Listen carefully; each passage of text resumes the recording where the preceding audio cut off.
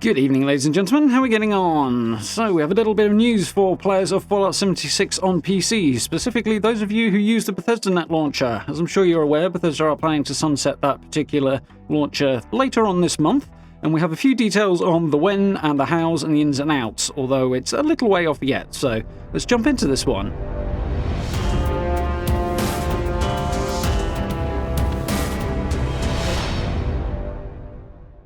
Just a short one really today. We'll move through this at a reasonable pace, but I want to make sure I get all the major details and give a few thoughts on it as well, so let's get cracking on this. Bethesda Launcher, as we know, is planning to disappear later on this month, and we'll be moving over to Steam. Obviously, everything's coming with us, but there's a few extra details on the when and the how here, so let's get into it. So, a nice little picture I haven't seen in a while for 76 there across the top. Obviously, this is focused more on the Fallout stuff, but if you're playing other games via the Bethesda Launcher as well, those will be going over to Steam too, so there are separate articles available for that on Bethesda.net, but 76 is the big, more complicated one, so the main one for this channel, so let's take a look at this in a bit more detail. So, migrate your Bethesda Launcher account to Steam on April 27th. So there we go, that's the opening date for it, April the 27th. So that's, what, 2 weeks from now? Yes, 2 weeks today. So, as we've mentioned in previous articles, we're saying goodbye to the Bethesda Launcher later this year, and transitioning our PC Bethesda.net community over to Steam. Today we're sharing additional details and dates for the account migration process, so that you can prepare to jump over to Steam as soon as we open up migration to all Bethesda Launcher players on April 27th. So, starting that day, 76 players will be able to access the game through Bethesda.net Launcher for a little while longer, but will be unable to perform any real money transactions like purchasing atoms or renewing a Fallout First membership. Beginning on the 11th of May, you'll be unable to log in or play Fallout 76 using Bethesda.net Launcher and will need to complete the migration in order to continue your Appalachian adventures on Steam. So there we go, that's the window. It's opening up on the 27th of April and going through to the 11th of May is the transfer window. After the 11th of May, you'll no longer be able to play via Bethesda.net Launcher, you will have to be on Steam. So yeah, that's a 2-week window to make that transfer in, which is not particularly long. I'm a little disappointed that it's so short. I don't want to make a mountain out of a molehill on that, because this is not a big thing, and as we'll see in a moment, Bethesda are clearly trying to make sure this goes as smoothly and swiftly as possible for everyone. But a little bit of extra time would have been nice, I think, on this. I'm not quite sure what's going on. And a hunch, as we'll see going forward, I think the idea is to do all the back-end stuff necessary to make this as smooth and easy as a transition as possible.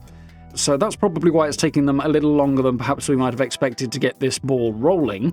Obviously, there's a lot of bits and pieces and moving parts, and multiple games, of course, going on as well, that they will need to migrate over to Steam. So making sure that happens smoothly, quickly, easily is obviously going to take a fair bit of work on their part, and will involve a bit of server work behind the scenes, I imagine. So my guess is the reason it's taking as long to get this going as it is because they'll want to make sure there are as few hiccups with the process as possible. Obviously, any problems that do occur, and we know what modern technology is like, somewhere somebody is going to have a problem with it. But obviously they want to make sure that's as small as possible, because the more people have problems with it, the more time developers have to spend working on that and making changes to make sure ports are successful and stuff, rather than actually working on games and new content and stuff like that. So that's probably what the delay is, at a guess. As for why the 11th of May is the ending date, well, pure speculation on this point, but we know there's an update for Fallout 76 in early June, and they will probably want to have those last few weeks, sort of 2 to 3 weeks, to entirely focus on that and make sure that the actual update deploys nice and smoothly. So my guess is that's why they're wanting to have it done and dusted by the 11th as much as possible, so that they've got more time to focus on the next update and that last little rush period before it actually goes out. So that's my hunch on the date anyway. So back to the conversation here. We highly encourage all of our Bethesda Launcher players to make the switch as early as you can, so that you avoid any interruptions when Fallout 76 logins are disabled in May. The entire process will only take a few moments of your time, and we've developed a tool that will help make the transition as seamless as possible. So that's what I was referring to before. We'll provide a link for the tool as soon as migration becomes available to you on April 27th. You'll be able to follow the instructions there to begin migrating. In most cases, players' accounts will be available on Steam within minutes after using the tool. However, during periods of high volume, it might take a little longer. So probably on the day, April 27th, it might take a little bit longer. So evidently Bethesda are trying to make this as smooth and easy as possible, and they're literally developing software to kind of do the back-end stuff on their server and to make our interaction with it as easy as possible, which makes sense. The less hoops we have to jump through and the less messing around we have to do, the fewer potential problems, hopefully, there will be. See, everything attached to our accounts is going across to Steam, which means all the atoms you've got, all of the things you've bought with atoms, all the stuff you've got from seasons, and about a bajillion other things that I can't think of as well going on behind the scenes. So all of that needs to go across. So there's going to be quite a lot going on. Making that simple for us is probably quite a lift for Bethesda. I can imagine there's a fair bit of work going into this. But that's what it is at the moment.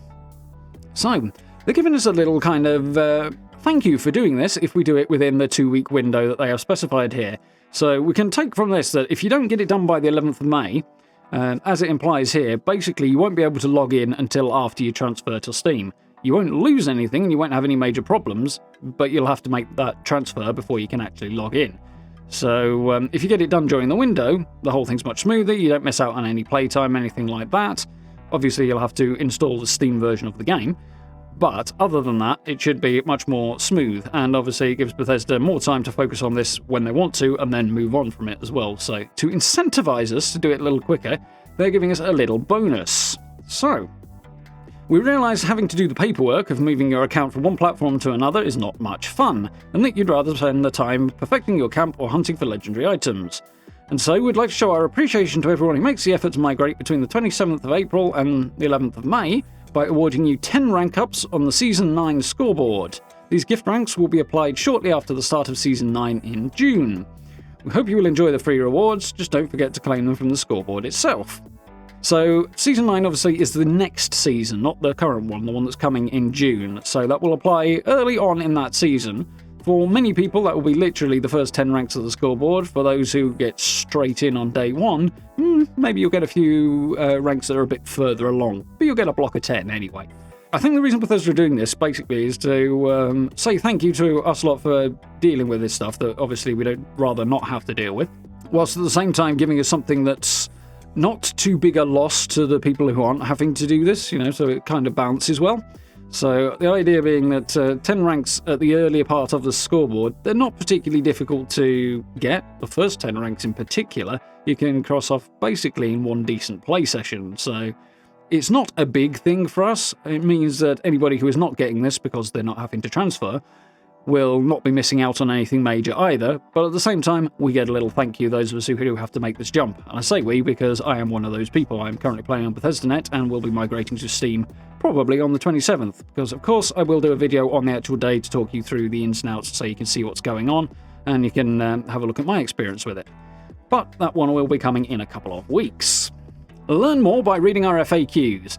In case you're looking for more information about the migration process, or you have questions about your other games on the Bethesda Launcher, please read through the original migration announcement and FAQ, there's a link there for it, as well as our initial article and FAQ for Fallout 76.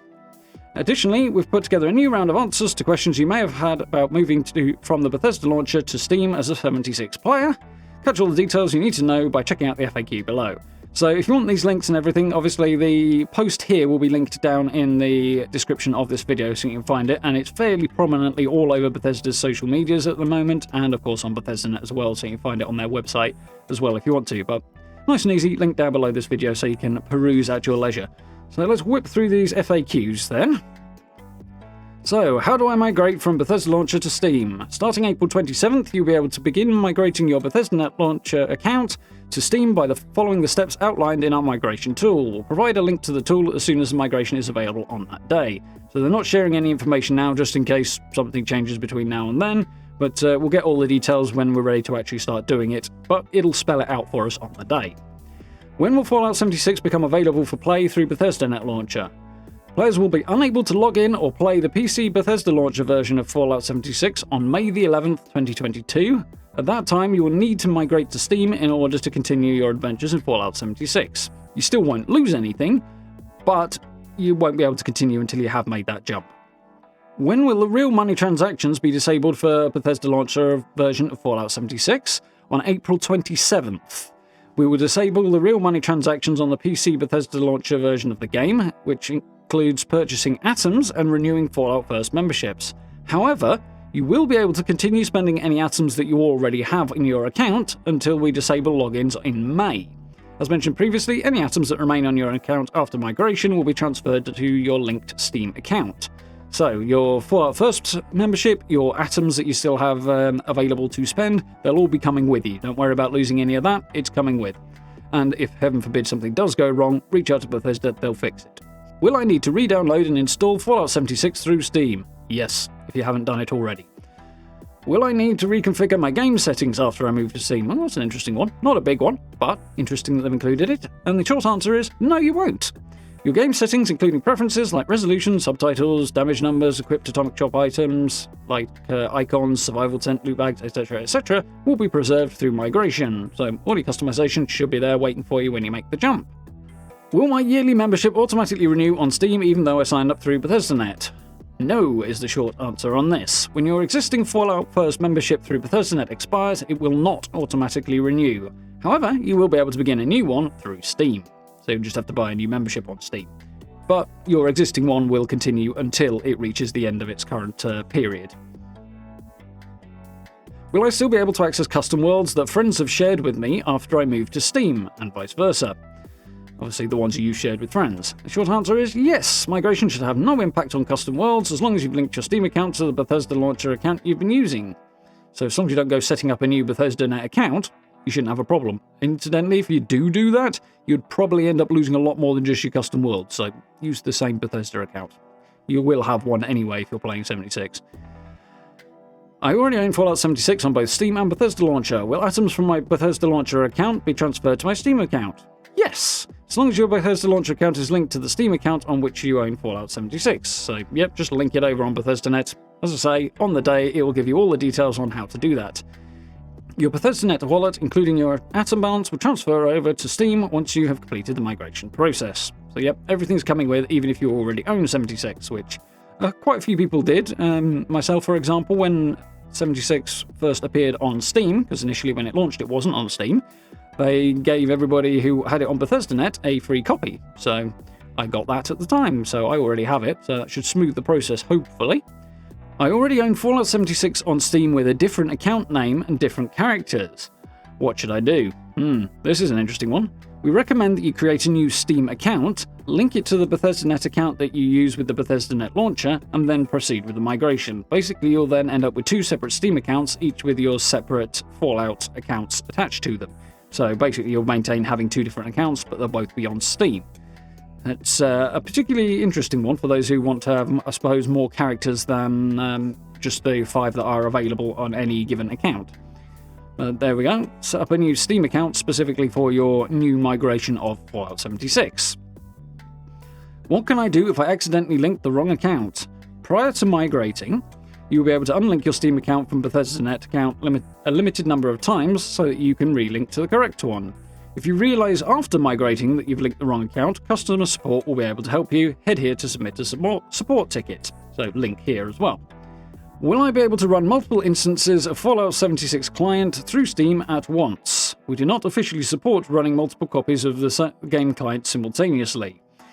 So there's a blanket thing. They're not encouraging you to do it now, let alone when the changes happened. I know some people do, but yeah, they're not in favour of that. So essentially, if you are running multiple copies of 76 at once and you have problems, don't bank on getting support because they're encouraging you not to do it. As an FYI, I don't think that's going to affect many people though. How will Steam achievements for Fallout 76 work after I've switched from the Bethesda.net launcher? Some achievements, like those for discovering locations or earning 10,000 caps, will trigger automatically. However, many achievements for content that you've already completed, such as quest-based achievements, will require you to replay that content using a different character. There you go. If you want those quest-based achievements on Steam, you'll have to replay through it. Which actually, I'm toying with the idea of doing a new playthrough with a different theme at some point. I might do it. We'll see. One to keep an eye out for on the stream, I guess. I purchased a cosmetic bundle through the Atomic Shop via Bethesda Launcher, but Steam says I don't own it. Do I have to purchase it again? No. You will retain access to all of your games and in-game items whether or not they appear in your Steam library.